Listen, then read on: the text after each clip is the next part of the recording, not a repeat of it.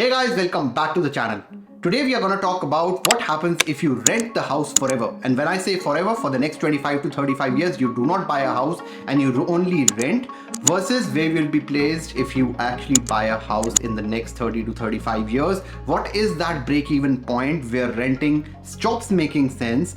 And maybe that's actually not the case. Maybe you are actually better off renting, but we are not going to speculate this. We are actually going to the Excel. We are going back to numbers. We are going to make some assumptions, and then we are going to decide whether renting is good for you or buying. So let's get started. Alright, so like always, we have a presentation today which says renting keeps us poor, and we'll talk about why, and buying can actually make us broke. Now you might say that whether you rent or buy, I'm saying that you can actually go wrong, but let me just explain that using hard numbers. So let's get into the presentation and let's talk about renting. And let's face it guys, if you look at the numbers that I show on this slide, you would say that renting makes a lot of sense because it does for the short term. Let's look at the numbers. For instance, the house that I'm living in is a townhouse, 3-bedroom, 2-bath. I'm paying $2,500. The market rents right now for this house is $2,600. So let's assume that you live in this house for the next 25 years. You are 30 right now, so till about 55, you are actually staying in this house. So at 30, which is today, the rent is $2,600, and the utilities right now are about $200, $250. Let's just take $200. So the total expense for this particular house is just $2,800, which is actually amazing. Let's talk about buying. So if I was to buy this house right now with the property prices coming down and the interest rates high, let's assume that I was buying this at $700,000, even though the market value is a little bit higher, but let's assume it's $700,000 at a 10% down, which is $70,000 down plus closing costs. I get an interest rate of 4%, so I'm actually taking it higher. The 10-year average of variable rates is 3.163%. The 25-year average of interest rates is 4%. So I'm actually taking a 25-year average. So I'm actually taking a very safe number, and we take this loan for 25 years. And the mortgage will be crazy, $3,400. You know, if you look at the mortgage versus the total expense, the mortgage is in fact $600. But yes, there is a principal component and an interest component, and we'll talk about that in a bit. We have utilities, which are $200. We have property tax, which is $300. We have maintenance, which is $150. A lot of people actually ignore maintenance. I've actually taken a lower maintenance. If the roof goes bad, it's $8,000 to $10,000 of expense. So always take maintenance into account. So $150, and the overall expense of the house or owning a house is $4,050. But there is more to this. It's not just the difference of, about $1,200 that you see here.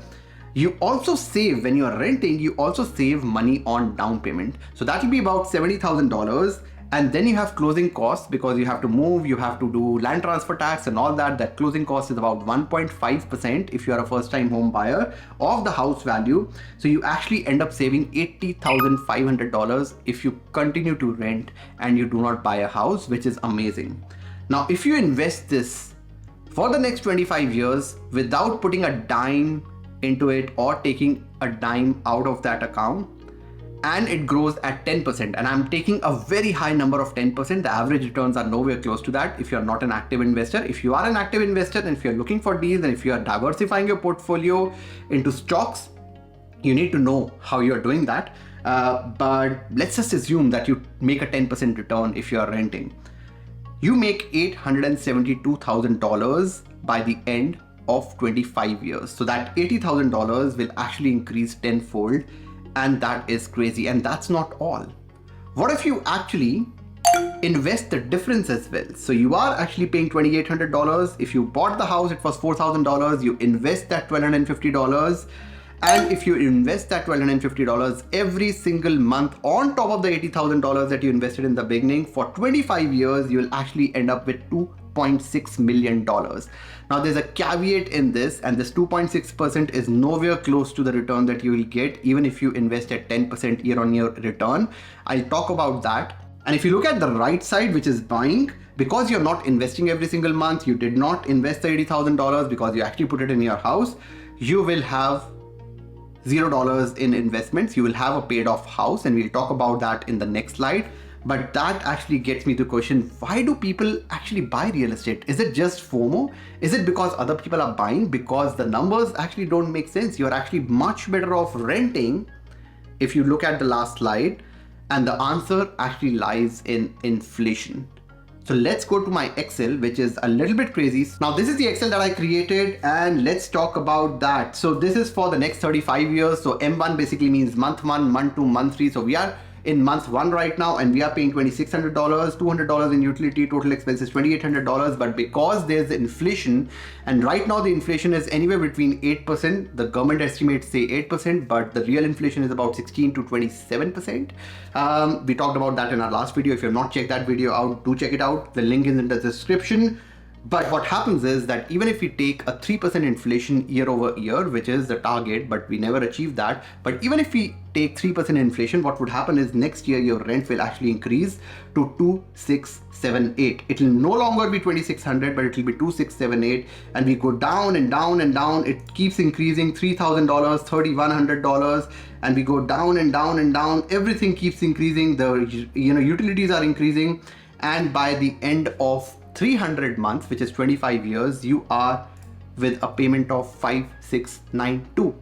It's hard to believe that we'll be paying 5,500 plus in rent, but that's how dollar depreciates. And I'm only taking 3% depreciation. I'm only taking 3% inflation numbers, which could be high. It's very unlikely to be lower than that, but I'm actually taking a very low number here, and still we will be actually paying $5,500 plus in rent. Now let's talk about what happens when you buy.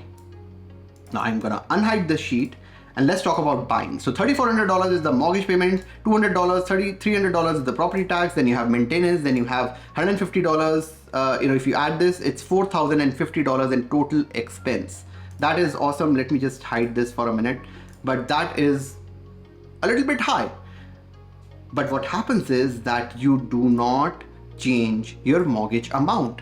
Now, if you're in a variable rate, adjustable rate right now, yes, your mortgage is going up, but over 25 years, I've taken a very high number of 4%. So you average out, some months will be lower, some months will be higher, some years will be lower, some years will be higher, but your mortgage amount actually remains the same across 25 years, more or less at $3,400. Your utilities increase, your property taxes increase, your maintenance increases with inflation, but your mortgage actually remains the same. And what would happen is, and I'll tell you where it happens, if you go down and down and down, there will be a point where your mortgage payment will actually be equal to the rent that you are paying. And that is month number 193 if we are to take these calculations. And at month number 193, which is about 16 years from today, you will actually be paying the same amount of rent as your mortgage. And remember, you are not paying down anything when you are paying rent, but you have paid down a lot of your mortgage when you are having a mortgage. So at month 16, you are actually having diminishing returns if you are renting. So that's the break-even point. Now let's talk about another thing that I'm sure is on your mind. If not, let me just get it to your mind. By the way, at this point, $700,000, the house that you bought is actually worth 1.8 million. Again, it's crazy to think that it will be 1.8 million. But if you look at the last 45 years of history of North America and real estate has grown 6% every single year. I'm not even talking about 2020 to 2021. I'm not talking about pandemic. I'm not talking about recessions. In general, across the last 40 years, real estate has increased by 6% year over year. It's a very conservative number I'm actually taking. So it will be worth 1.8 million. It's crazy to believe that a $700,000 house will be 1.8, but we need to understand inflation. We need to understand depreciation. And to understand inflation, we need to talk to our parents who actually were sustaining the same lifestyle that we have right now with 1,000 rupees of income as well. That's what inflation does. 1,000 rupees income in 1960s, 70s, 80s is equivalent to 30, 40, 50, 60,000 rupees right now.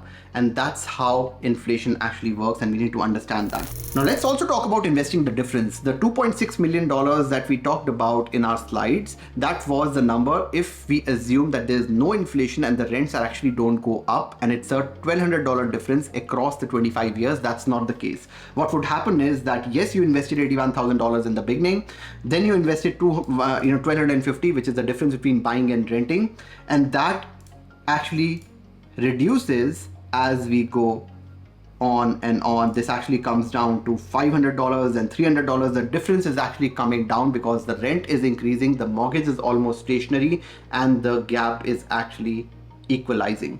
And what would happen in year 16 is that you would be left with $0 of difference and you would not be able to invest. So $2.6 million that we talked about in our slide, that actually reduces to $1.239 million, which is also big money, but we'll talk about that in a bit. So let's put that into slides again. So this crazy calculation was just to make you understand that if you put numbers on Excel, it would actually make a lot of sense why buying is still a smart decision in the long term. So this actually tells us that buying is actually a smarter decision over the long term. So let's put some numbers into perspective for the next 25 years. That's the problem, guys. We do not look at long term when we are making this decision. We only look at the next 12 months, 24 months, and renting is not bad for the next 12 to 24 months. A lot of people say, no, I have to buy the house now. That's not the case. You should wait and buy what you can afford. But let's talk about the numbers in the next 25 years when a 30-year guy will be 55. The rents will be $5,400. The utilities would have doubled and your total expense will be $5,863. And yes, you will have total cash savings, which would have grown to $1.239 million, which is amazing. But let's talk the same numbers in buying 25 years down the line. Your mortgage will now be zero because you have paid down the entire mortgage. Utility bills, property tax, maintenance has doubled, but overall expense is still down to 1,361 because you are mortgage free, and these are all the additional expenses that you have. You still have $0 in your bank account because you did not invest any money. However, you have a paid off house which is now worth 3.1 million. Again, it's crazy to think that $700,000 house will be 3.1 million, but it's 25 years of inflation that we are talking about. So it's not a bad number to take. The total expense that you had, which is inclusive of mortgage, utilities, property tax, maintenance across these 25 years, is $1.38 million. And the amount of rent that you would have paid in those 25 years if you were renting and not buying would be $1.225 million.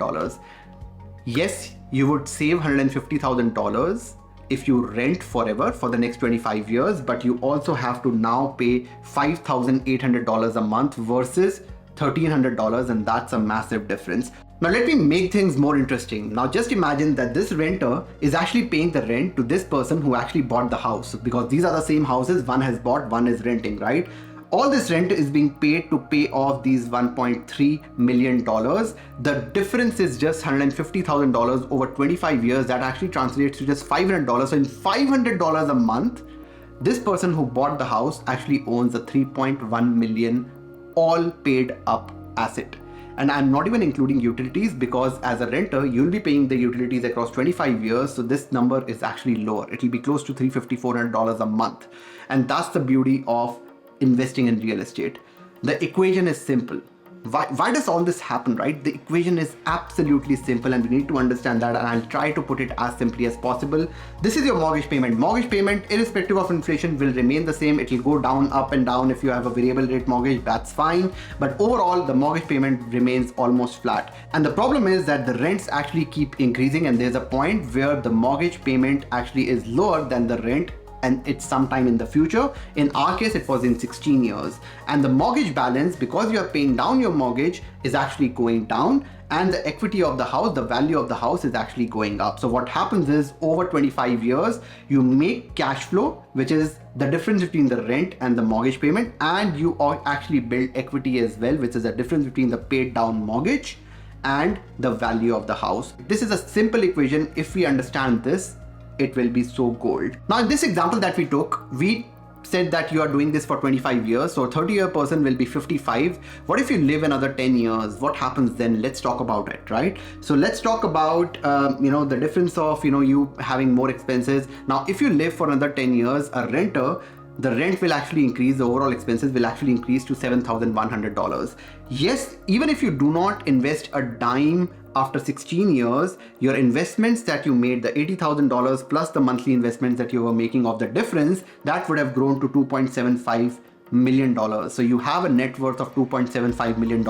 However, you also have a rent payment of $7,100. But if you're a buyer, and remember, you are mortgage free right now, your expenses have increased in these 10 years due to inflation to $1,776. So it has not increased by a lot because there is again no rent payment or no mortgage payment to be made. Your house value has now improved to 5.6 million because that's what happens with house values. They go up 6% year over year, and that has happened for the last hundreds of years.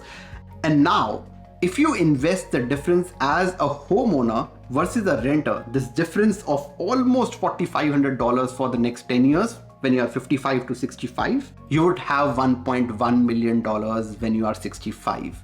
So your overall net worth is now $6.7 million versus $2.7 million.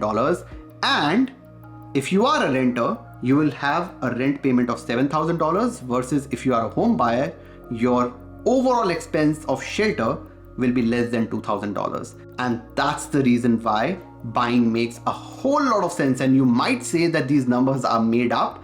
Even if you taper down the numbers to half, it would still make sense to buy long term because numbers do not lie.